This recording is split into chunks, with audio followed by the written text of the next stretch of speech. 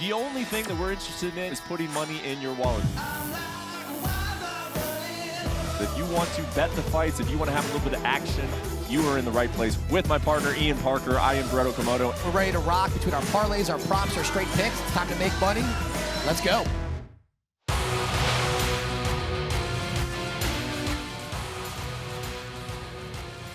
The Octagon has touched down in beautiful Salt Lake City for UFC 291, where last year a head kick heard round the world took place in this very building. What is on store for Saturday? We will find out. Dustin Poirier, Justin Gaethje for the BMF title. And we are here in the flesh, in person.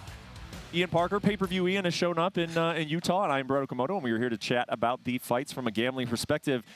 Not a traditional title fight on this card, sure, but a very, very fun main card to talk about here. I agree, and you got two guys everyone loves to watch, love to fight. They're exciting fighters. They bring it. They're so talented. And on top of the BMF title, a title shot actually could be in the future for the winner of this after Islam fights Charles Oliveira. So yeah, I'm looking forward to this one. In multiple weight classes, because you got Jan Blachowicz and Alex Pereira, so we'll talk about that at 205. So before we get to the UFC 291 main card, though, let's take a look back at what happened in London last week. It was a good night for Tom Aspinall. How was it for us and our best bets, Ian? From the best bets, not as great. We went 3-3, but we recovered a little bit with the parlay, and those of you that took our prop of the night, Ketlin Vieira, we told you, went from a -120 to a +150. So if you followed that to the T right there, you did make money. It was a fun fight. I'm looking forward to this pay-per-view. We're going to bounce back. I'm calling for a sweep. Let's go. Yeah, I'm looking forward to it as well. I even spoke about it last week's show that this is such a fun main card, main event. Dustin Poirier, Justin Gaethje, man, both of these guys really need a victory here if they want one more crack at that lightweight championship. Then you got Jan Blachowicz and Alex Pereira, which could be, honestly, a title fight in and of itself. Now with the champion Jamal Hill being out of action for a little while, Stephen Thompson, Michelle Pereira. As of this right now, this taping, we do not know if that fight is going to take place. Pereira missing weight, but we are going to handicap it for you just in case. Tony Ferguson taking on Bobby Green and Kevin Holland. Michael, dude, what a freaking main card, man! I cannot wait for these 5 fights. And let's start at the top, Dustin Poirier, Justin Gaethje. The line is Dustin Poirier -150, which does not surprise me. I think we actually talked about that a little bit last week when we did a very quick preview of this. Man, we're in for some fireworks, man. You thinking Poirier -150, or you like Gaethje at +125? You know what? This fight's kind of confusing a little bit, right? Because everyone talks about the evolution of both these fighters. We're talking about where they've been since they fought each other last. Both guys, only 2 losses to the same people, Oliveira, Khabib Nurmagomedov. The difference here, to me, I think, is the cardio of Dustin Poirier. Even though Gaethje trains at high altitude, we've seen Dustin. They're both durable. He's got the boxing. People talk about the fight hitting the floor. This fight's not hitting the floor. Who are we kidding? They're going to swing. They're going to duke it out. But I do think that they both respect the power of each other. Justin Gaethje kicks like an absolute mule. We saw that in the first fight. Dustin's got the durability. He likes to download his information. He kind of picks it up as the fight going on. Now, if you want me to pick a side, I will lean Dustin Poirier. But from a betting perspective, which is what we are here to do, over 2.5 rounds for me. I believe it's at -140 right now. If you want to pay a little bit more juice to start round 3, I think this fight's going into rounds 4 and 5. I don't even want to look at the method of victory in this one. I want to enjoy a 5-round war between these two. I think that's exactly what we're going to get. Yeah, I completely agree on this pick here. I'm a little surprised, actually, that the over is only -140 at 2.5 because, yeah, I agree with you. I feel very confident that, I mean, both of these guys, because of the stakes, because of the familiarity, because of just the experience, the veteranship, I mean, these guys know how to turn up the pace. They know how to slow fights down. It just feels like a fight that we're going to get 4th and 5th rounds out of. Yeah, so are you a little surprised that the over-under is set at 2.5? Oh, they answered my prayer. I was saying, please don't tell me over 3.5 because then we go deep into the 4th round and you never know. But yeah, over 2.5 for me just feels way too easy and almost like we're jinxing ourselves here a little bit because these two guys also, when they have finished fights, look where Dustin did it against Michael Chandler. It was round 3. When it came to Conor, it was the end of round 2. With Justin Gaethje, he hasn't really finished a fight in quite some time. You know, he won against Rafael Fiziev. He won by decision. So I think the first round, you're going to see a lot of hesitancy, a feeling out period. And then from there, the dance is just going to get faster and harder as the fight goes on. Yeah, man. If recreationally gambling throughout my life has taught me anything, is that when it feels too easy, it usually is not. But yeah, it does feel like we're going to get well into the 3rd round of this main event. Real quick, you did say if you were going to take a side, you would lean Dustin Poirier. I want to know why, because I personally, with the value, with the line and where it is, I would take Justin Gaethje. And the reason I would do it is because you're getting the plus money on him. And Poirier has had sort of that history of fallen behind early and then rallying, being that dog late, I don't know if you're going to outdog Justin Gaethje. I don't know if you want to get behind in the scorecards on Justin Gaethje. You know what? He kind of has, though, in their first fight. To your point, listen, there's no doubt. You don't want to get behind someone like Gaethje, but with Poirier, it depends how late. With Dan Hooker, it was the end of round 2, and then he took off. In that first fight with Gaethje took round 1 as well. Got to be careful of those leg kicks. I think for Poirier, I just think he has more ways to win. The durability and cardio, I do think, favors him.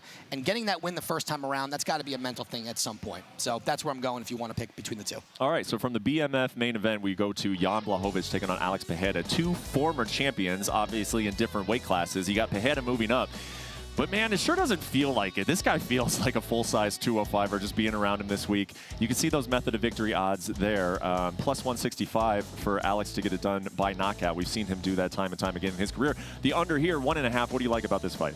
You know what's interesting is that no one's really talking about Alex Pereira getting knocked out back in April. What is that, 6 weeks ago? I mean, he was knocked out to the shadow realm. He was asleep. He got up, didn't know where he was. And then you're asking him to get into a full camp, go up a weight class against the former champion in Jan Blachowicz, who's a good kickboxer. He's strong.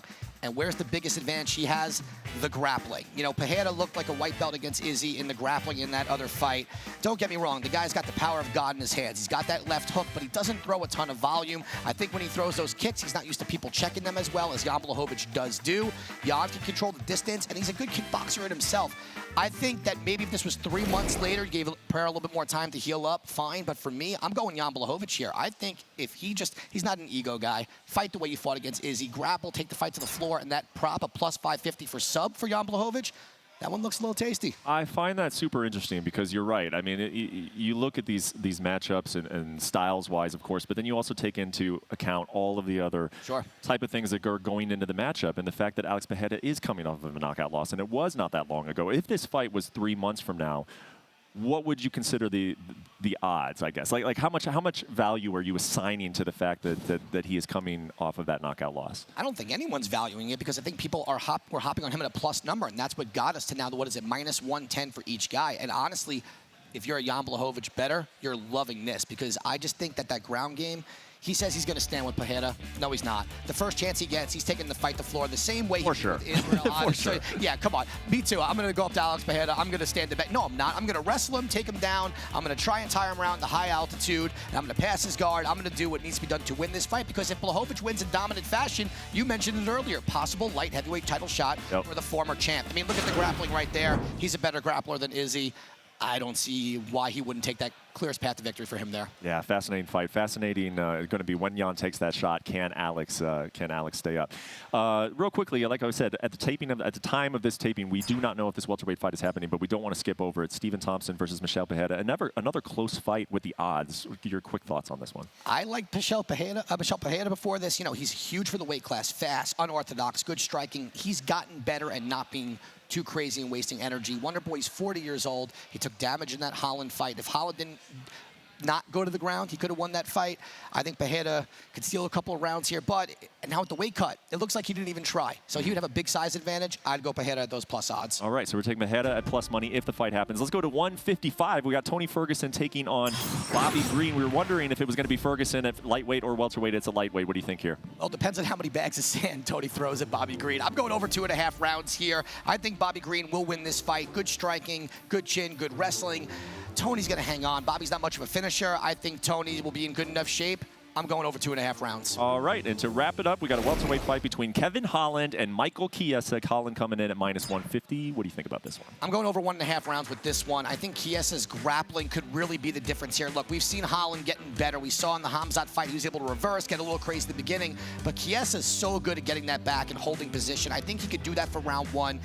Depends on how, he's been out of the cage for almost 2 years. If he can hold on, I think if Holland were to finish this fight, same thing as the Ponzinibbio, early round 3, late round 2. Let's go over 1.5, only minus 150. We're getting some really nice odds in these overs here. All right, yeah, I was going to say a little bit of a theme there on the main card. They were taking a lot of the over props on the UFC 291 main card. All right, so you can catch the prelims at 8 p.m., 5 p.m. Pacific on ABC, ESPN, and ESPN+. Ian, take it away. Tell us what you're taking on the prelim card. I do like Gabriel Bonfim to win, but I don't mind starting round 2. Giles is a good veteran. Bonfim's got a lot of round 1 finishes. I think he's going to take his time and get it done in round 2.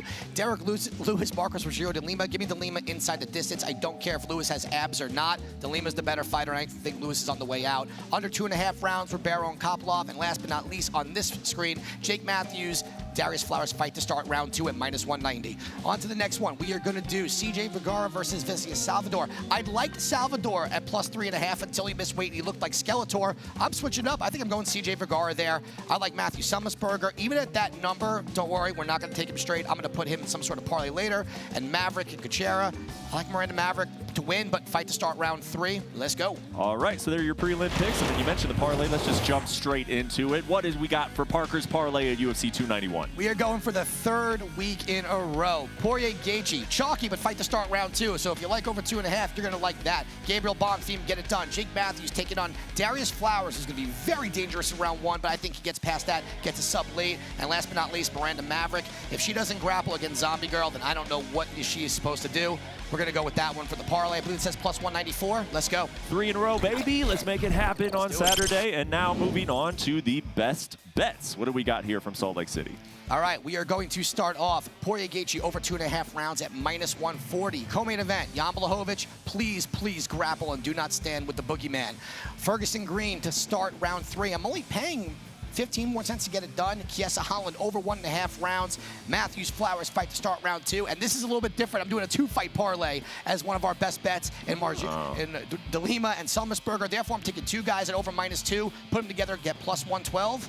Let's go. Okay, a little bit of a curveball there. I have not seen a parlay thrown into the best bets. I like it. And I also like this one. It is our long shot parlay of the week. What do we got? Oh, I'm really hoping this one hits because those odds are just silly. We're going to go Michel Pereira if that fight sticks. I still think that weight may not affect him. I don't think he tried. That's a big weight miss. Gabriel Bonfim by submission. Rogério de Lima by submission. Salvador money line. That one may hurt us because of the weight cut. And then Summersberger by KO or TKO. So if you do watch this and you want to remove Pereira and Salvador, you're still getting great odds in those other 3.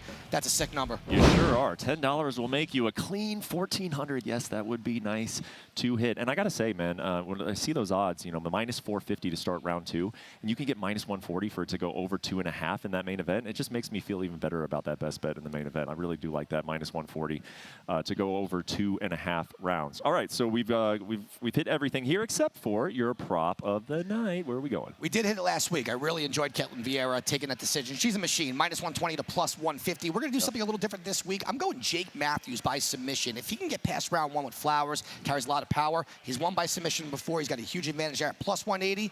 Let's go Matthews by sub. All right, Matthews by sub. We are about ready to get out of here. We've got the parlay, the best bets, the prelim picks. Hope you enjoyed the show, and I hope you enjoy UFC 291 as much as we are going to. One of the craziest things I've ever seen in this sport happened in this building last year with the Leon Edwards head kick, and I think we're in for another special night here in Salt Lake City. So enjoy the fights, enjoy Ian's picks, and we will see you next time on UFC Best Bets. Take care.